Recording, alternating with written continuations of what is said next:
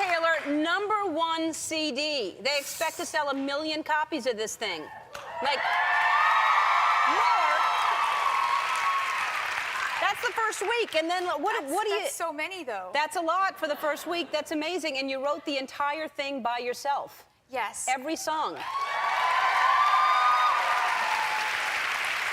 That's something that makes me really proud of this album, because, I mean, it took 2 years to make this album. And at some point in the process, I made the conscious decision to keep on writing it by myself.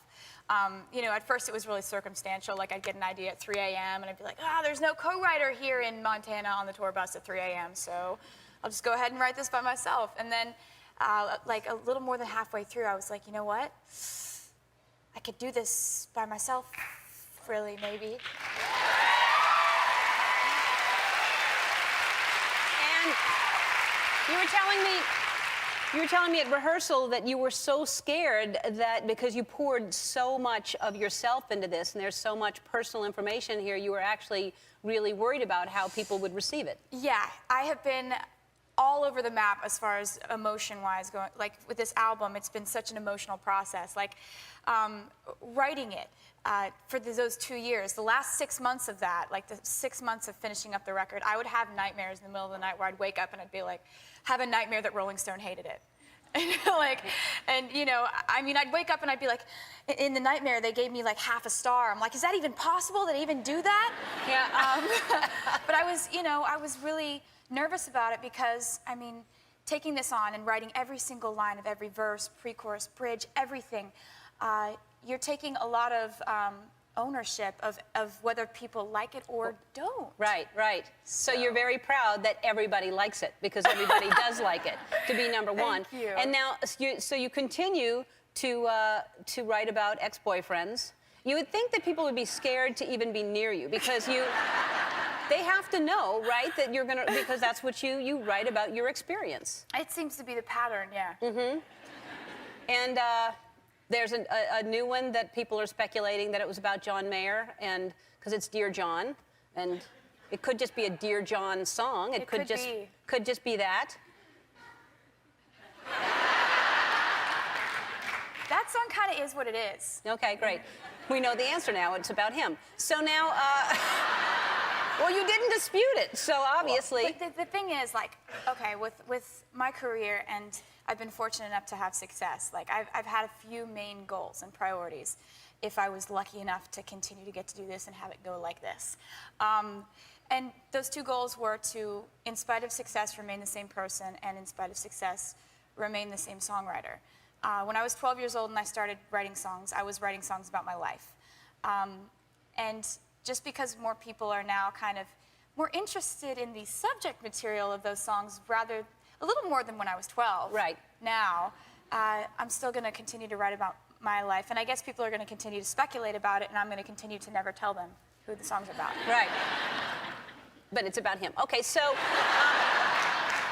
now, have you always been, you said you started when you were 12. Even at 12, I mean, when you're writing songs, have you always just been this honest? Since you were a little girl, you just said what's on your mind?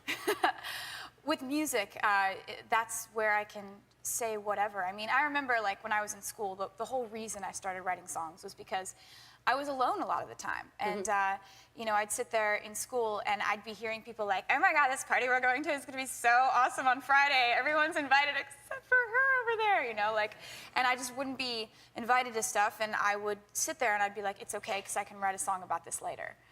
And here I am at 20, and I'm still saying that when I go through tough times. So it's like, you know, that it's worked out. It's a creative way to get your feelings out, and it's a very successful way to get your feelings out. Thank you. Well, I appreciate it. We have to take a break. We'll be back, and she'll tell us all about her new boyfriend, and we'll be back with Taylor Swift. Back with Taylor Swift. Now, Taylor, if you were to write a song right now about love, how would that go? What? Like, if you would just write a song, are you optimistic about love? How do you feel about love right now? I'm always optimistic about love. Mm-hmm. What's down there? What do you keep looking at down there? That's my hands in my dress. Going like that? Yeah. So you're always optimistic about love? Yes, always, sometimes. But right now you are? Well, why wouldn't anyone be? Well, right now. especially if your boyfriend is Jake Gyllenhaal, because he's very handsome. Y'all are just hanging out, though, right? You have a picture of us on the screen, don't you? Right, but it's just y'all hanging out. This doesn't prove anything. It's just, I'm just saying he's adorable, and I like him very much, and so if that is the case, that's your boyfriend, I think that's fantastic. Wouldn't he be nervous about if anything goes wrong, there's another song? You know, I was just thinking about all the good times you and I have had together on this show. Yeah, we really have. And remember you scared me when I was in the bathroom? Remember when I scared you? You jumped out and I screamed. I scared you today, too. She was walking down the hall for rehearsal, and I crawled out of my door, and you scare so easily. Yeah, it's really uncanny. It's like the legs just buckle. You do. So I've scared many people when they go into the dressing room. I'm hiding, waiting for them in their bathroom, and it's just a little fun thing that I like to do. And when I did it with you, it turned into a YouTube sensation. I was in the studio that week, and they're all like, "Check out this girl that said." Oh, and close the laptop. Right. Like, she just goes down, man. She just fell. It was like, she almost hit her head on that thing on the wall. Yeah. Yeah. I was nervous about that. You fell again today. You just go right to the ground. Let's show people what happened when I scared you the last time you were here. Thank you.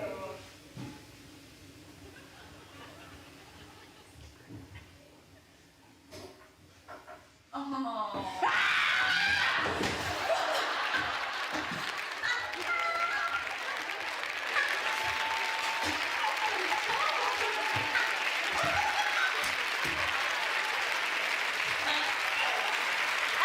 From that?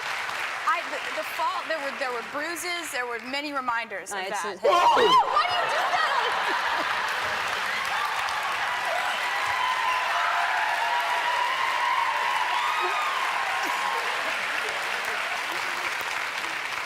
We didn't really get you as good as when I got you earlier today. The fall, there were bruises, there were many reminders of that. Why do you do that?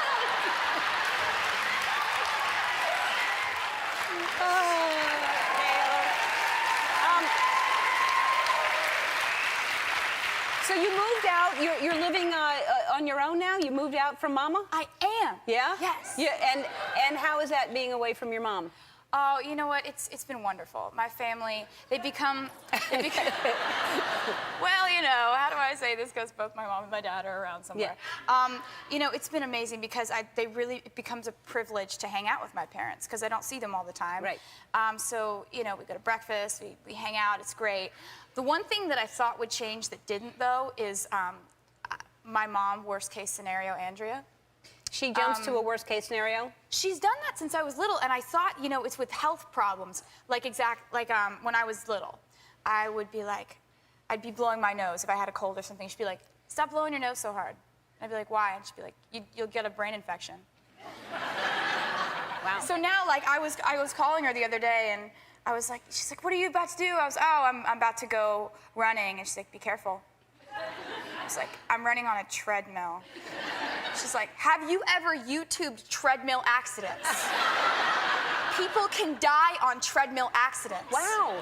And it's kind of adorable. It's kind of like at this point I can like call it out and be like, "Mom, back when I was 8 and you told me I would get a brain infection if I blowed my nose too hard, that wasn't true, was it?" Because I Googled that. Yeah.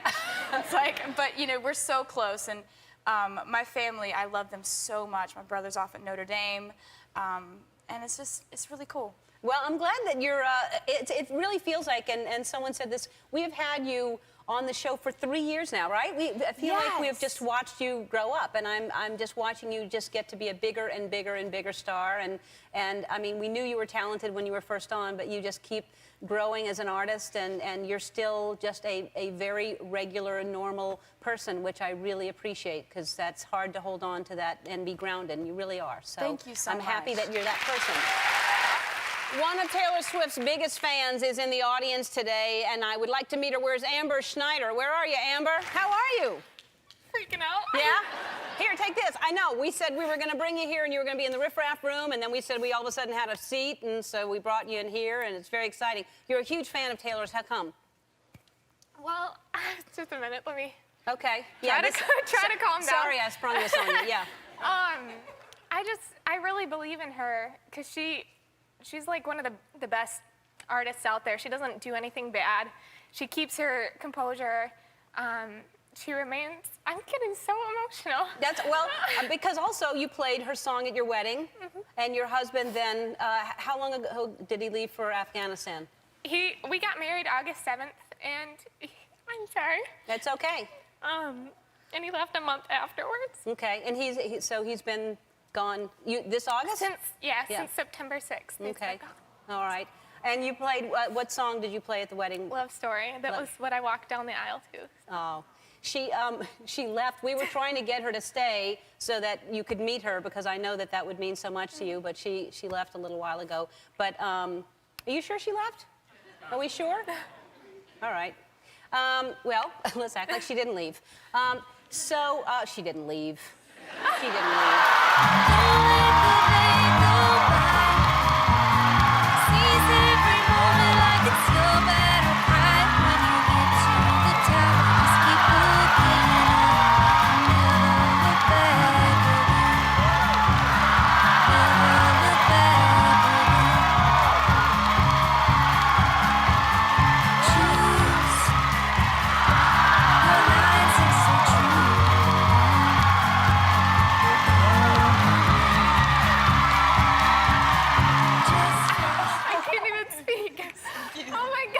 Yeah, I figured you should just come out and meet her because she's not able to talk, and we have. I'm so sorry. No, that's totally fine. I don't blame you for being excited. I mean, she's pretty amazing, and.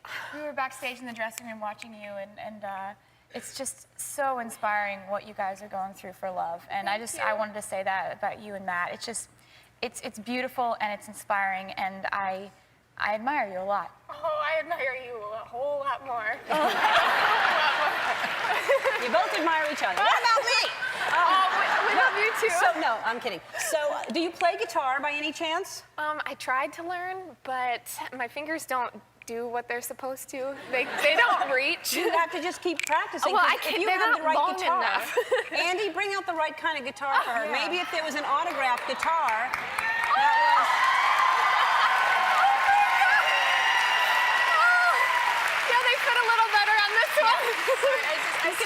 I started drawing earlier, and all of a sudden there were clouds and stars. I don't know what happened. I like clouds and stars. Yeah. So. One more thing we want to do for you is we want you to go to the Country Music Awards, which are in November, and you would probably run into this lady here. All right? They're November 10th in Nashville. They're airing live on ABC at 8 o'clock. Well, while you're both sitting here, maybe send a message into that camera for Matt and just say something to Matt because... Like he's right there. Matt, I just wanted to say thank you so much for everything that you're doing. And, you know, Amber's amazing. And you guys are just so awesome for being so supportive of me. And you also just, I've never done anything so brave as what you did volunteering for your country. Also, my girl Amber's going to go to the CMA Awards, so we're taking care of her back here. Do you want to say hi to her? I miss you, and I can't wait for you to come home. Thank you, Amber. Thank you, Taylor. Thanks to all of you for being here. I'll see you tomorrow. Be kind to one another, everybody. Bye.